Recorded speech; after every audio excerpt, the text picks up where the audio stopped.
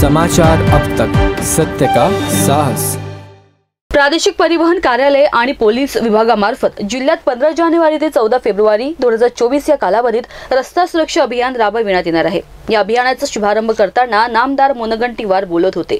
मंचवर प्रभारी जिल्हाधिकारी विवेक जॉन्सन, अतिरिक्त पोलीस अधीक्षक रीना जनबंधू, मनपा आयुक्त विपिन पालीवाल, सार्वजनिक बांधकाम विभागाचे अधीक्षक अभियंता अरुण गाडेगोणे, सहाय्यक प्रादेशिक परिवहन अधिकारी आनंद मेश्राम आदी उपस्थित होते। जीवन अतिशय अमूल्य आहे, जीवापेक्षा कोणतीच संपत्ती मोठी नाही। सृष्टीच्या नियमानुसार नैसर्गिक मृत्यू सर्वांनाच आहे, मात्र अनमोल जीव निष्काळजीपणामुळे रस्ते अपघातात गमावू नका।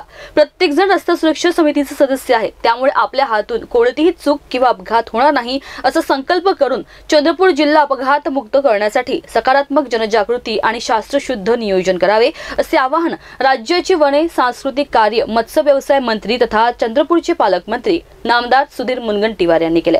अपघातांची अनेक कारणे असू शकतात। मानसिक तणाव, मद्यप्राशन करीत वाहन चालवणे अशा स्वरूपात अपघातांचे विश्लेषण केले जाते। दारूबंदीच्या काळात चंद्रपूर जिल्ह्यात अपघातांची संख्या कमी होती, आता मात्र ती वाढल्याचे निदर्शनास येत आहे।